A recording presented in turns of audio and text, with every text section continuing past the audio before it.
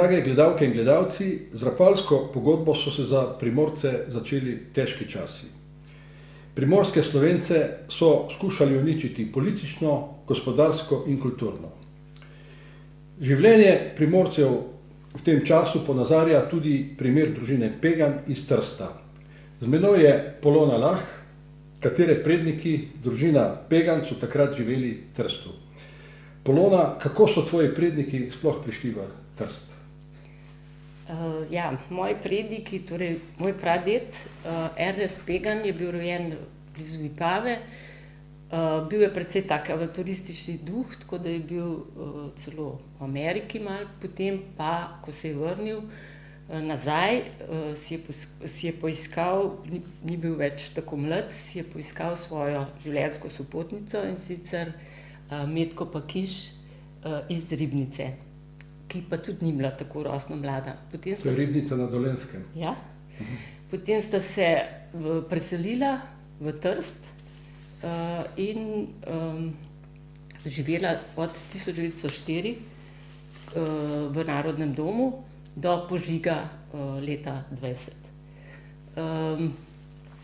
Živeli so to se pravi, so imeli kar dobre razmere, ker je bil moj pradedek je bil trgovec s kavo in rižem,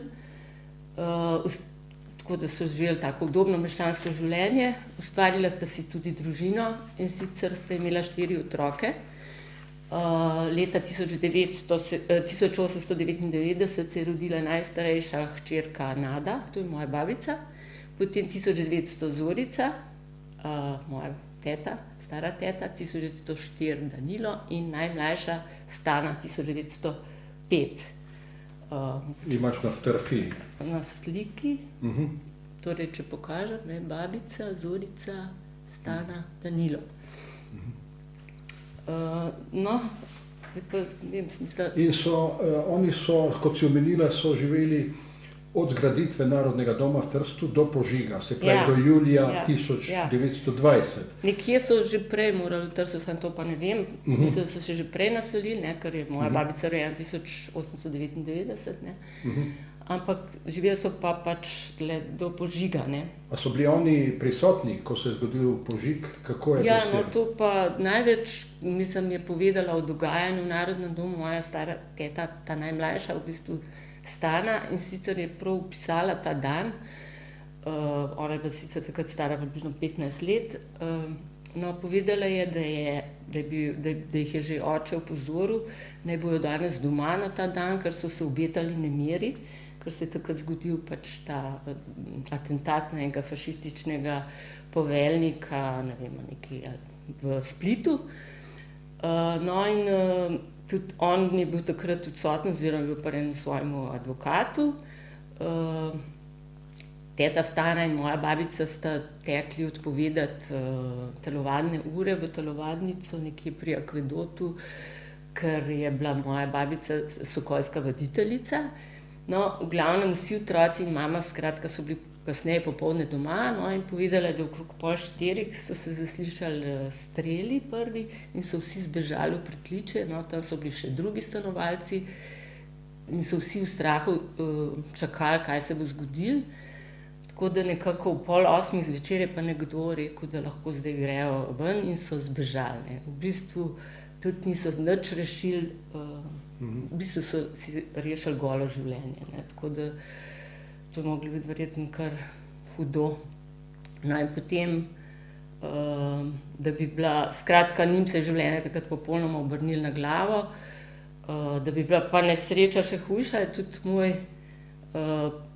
praded, ta Ernest, pač nekaj dni prej vse svoje premoženje dvignil z banke, ker mu je tako svetoval njegov advokat, in je v bistvu ob tem požigu, skratka, izgubil še to, kar je imel v banki, vrednostne papirje in tako naprej. Skratka, popolnoma bankrotiral. In potem je družina v bistvu postala kot begunska družina.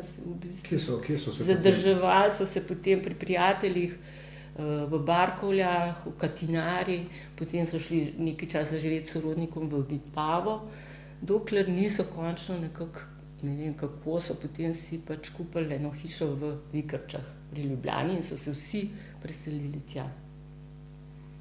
V Ljubljano. Potem je bilo pravzaprav s Trstom konec, njihovo življenje se je spremenilo tudi v tem smislu, da so se otroci mogli hitro osamosvojiti in na koncu tudi skrbeti za starše, ker se nekako niso potem opomogli. V bistvu so vsi živeli potem v Ljubljani, torej z Vikr so se kasneje celo preselili v Ljubljano in so živeli potem nadaljnja leta v Ljubljani.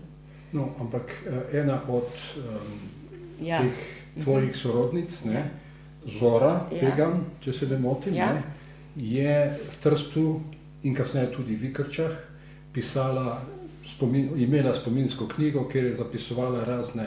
Ne, to je pa bila moja babica. A to je babica? Babica je imela to spominsko knjigo, ki jo je verjetno takrat rešila. To mi je pa pravila babica, da je v bistvu samo vzela neko škatlo, ki je mislila z ladnino, so bila pa pisma, no, ampak tukaj je pač ta spominska knjiga, kjer tudi piše, ne, leto 20 do 21, Trst Vikrče. No in to je ena knjiga, kjer v bistvu so razne misli naših pisateljev in tako naprej. Skratka, razvidna je v bistvu ta miselnost ali pa domovinska zavednost teh mladih ljudi.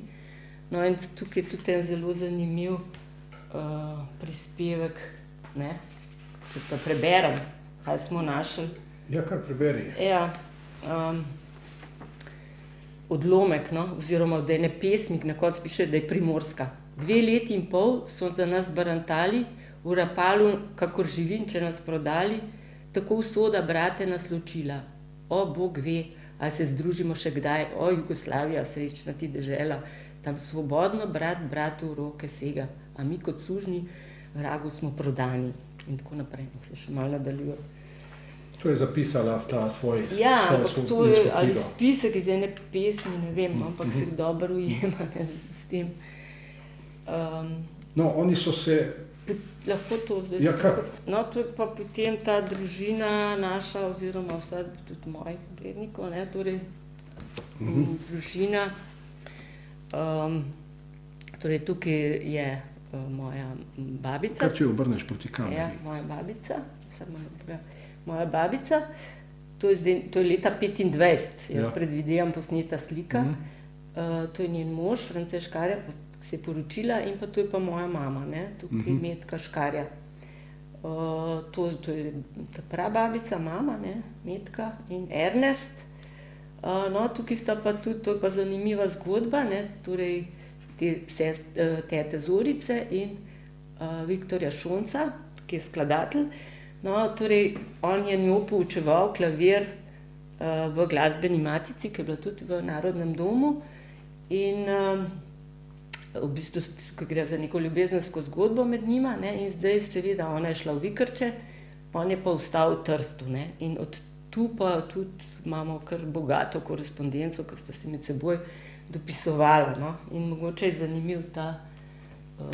Se pravi, Viktor se kasneje sporočil z Zorico. Ja, pa kasneje, potem v Ljubljani. Ampak on je ostal v Trstu. Ja, ampak potem se je pa vrnil, tudi on, ki se je poročil, ne. Ampak ta leta takoj po tem požigu in tako leta, mislim, da do 22 je bil siguren v Trstu, ne. Ker imaš, kot omenjaš, korespondenco. Ja, imam tudi tukaj eno... In kaj piše Zorici? No, to je ena zanimiva taka kartica, ne, to je iz Trsta tudi, ne, občine, no, in tukaj piše Zorici, to je 4.9.21.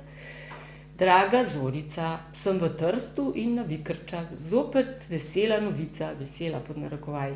Pred dnevi so razbili fašisti vso opremo v restavraciji Evropa, tja, kaj so zahajali po večini Slovenci in Nemci, ranjen je bil Mikoletič s palicami po glavi in doktor Slavik, v levo roko tudi Ribičič nekoliko. Včeraj se je imela vršiti velika veselica na občinah za istrske žrtve, a je bila zadnji hip prepovedana. Pogled na to nesrečno mesto me spominja na najino vožnjo iz občin. Pozdrave mami in vsem tebi, poljub Viktor. Viktor. No, to je ta kartica. Imaš pa tudi pismo? Imam pa tudi še eno pismo, no, ki je tudi zanimivo. Tudi v bistvu datira iz, kaj to je, tudi 7. to je pa tlele, ne, iz tudi odlomek 17.7.21, no, ker on je pač vodil to glasbeno matico, poučeval, no, in tukaj piše: predraga Zorica, hvala Bogu, produkcijo imamo že za seboj, občinstva polna dvorana pri Svetem Ivanu. Uspela je v gmotnem in moralnem oziru prav dobro. Gojenci so nastopali posebej koražno, le gospodična Lampretova je imela nekoliko treme. S tem dobro uspelim glasbenim večerom se je odvalila teža iz mojih ramen in takoj občutim, da lažje diham. Premnogo sem imel bremena na svojih plečih ravno za ta glasbeni večer. Še posebno zato, ker so nas tako zelo nadlegovali fašisti pri pevskih vajah. Ob zaključku šolskega leta smo razdeljevali spričevala na 4 krajih: v Barkovlah, v Rojanu, pri Svetem Jakobu in pri Svetem Ivanu. Po razdelitvi spričeval v Rojanu smo se usedli na dvorišče k mizi. Vančič, jaz, še nekateri, tedaj fašisti, ki so sedeli pri drugi mizi nedaleč od nas, so nas fiksirali in zasramovali s šavi in tako dalje. In tako so nam otežkočene tudi one urice, v katerih naj bi se odpočili. Skratka, opisuje, ne, v kakšnih razmerah so takrat delovali Slovenci, ne, posebej tudi na kulturnem področju, ne, kako so bili z vseh strani šikanirani, ne, strani fašistov. No, takih zapisov verjetno bi še našla. Še več, ne? Ja, tako da. Torej, po požigu Narodnega doma v Trstu in po podpisu Rapalske pogodbe so se tvoji predniki odselili iz Trsta v Vikarče. Kako so se potem oni preživljali? Ostali so brez vsega. V Trstu so bili nekako, če rečem, relativno uspešna meščanska družina, ne? Kako je pa potem potekalo to življenje? Ja, mislim, da je bilo zelo težko, ne? Pač vse se jim je obrnilo na glavo, ne? Torej, če bi ostali v Trstu, verjetno bi čisto drugače potekalo življenje. Predvsem se recimo torej pradedek, babica, on se ni več opomogel, recimo, da bi imel, čeprav je bil zelo podjeten, je bilo tukaj zdaj konc, ne? V bistvu so morali otroci zdaj prevzeti iniciativo in oni jih vzdrževati v končni fazi in tudi se sami postaviti na noge, no. Zdaj, če glede moja babica, kot razbiram iz teh njenih pisem in teh spominske knjige, je bila takrat stara torej 20 let in je bila še naprej zelo aktivna sokolska vaditeljica in mislim, da je delovala naprej tudi v Ljubljani. To mi priča tudi to, pa tudi ona mi je pripovedovala, da je v bistvu tudi darovala za zgradbo sokolskega doma na Taboru v Ljubljani za Mali kamen, ne. To se pravi, ne vem, kdaj bo točno zgrajen, to je bilo leta 1924, ne. In mislim, da je vodila bila zelo aktivna sokolica, no, kot bi rekla, še naprej. Do svoje poroke, ne, leta 1925 se je pa poročila, ne, in potem je imela družino in otroke 3 in tako naprej. Zorica, torej naslednja sestra, ona je pač poučevala klavir na glasbeni šoli v Legovi do konca svojega življenja, še potem, ko je bila upokojena, še v Ribnico hodila, skratka, skoraj do smrti poučevala klavir. Ta moja stric Danilo je tudi pač neko službo dobil, ne vem točno, se je tudi moral osamosvojiti in pa moja teta Stana, vem, da si je želela študirati farmacijo, kar se je seveda je bilo v teh razmerah nemogoče in je potem pač službovala, mislim, da neki zavarovalnici v Ljubljani in tako naprej, do upokojitve.